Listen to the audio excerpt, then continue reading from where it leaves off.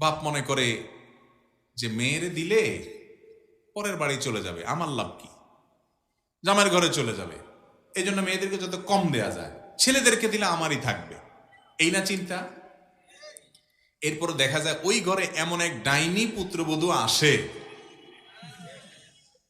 ওই ডাইনি মহিলায় ওই বুড়ার ভাতের ব্যবস্থাও আর করতে,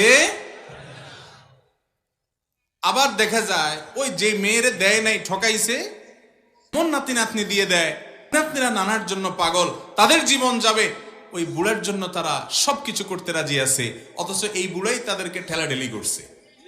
আছে না নাই? আমার চোখের সামনে বহু ঘটনা এরকম আছে, আমি জানি ব্যক্তিগতভাবে।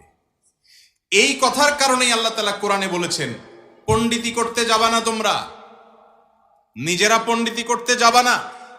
তোমার মৃত্যুর পর তোমার সম্পদে তোমার ছেলে কতটুকু পাবে, মেয়ে কতটুকু পাবে, তোমার স্ত্রী কতটুকু পাবে, স্বামী কতটুকু পাবে, ভাই বোন কতটুকু পাবে, বাপমা কতটুকু পাবে, সব আল্লাহ তাআলা পুঙ্খানুপুঙ্খ লিখে দিয়েছেন কোরআনে।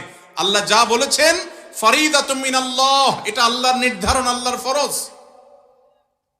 এটার পরিবর্তন করা যাবে না।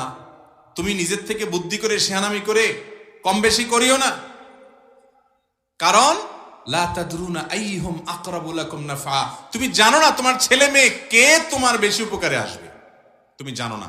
অতীব উপকারে আসুক না আসুক হিসাব দরকার নাই, আল্লাহ যেভাবে বলছেন সে হারে দিয়ে দিতে হবে ইনশাআল্লাহ। নিয়ত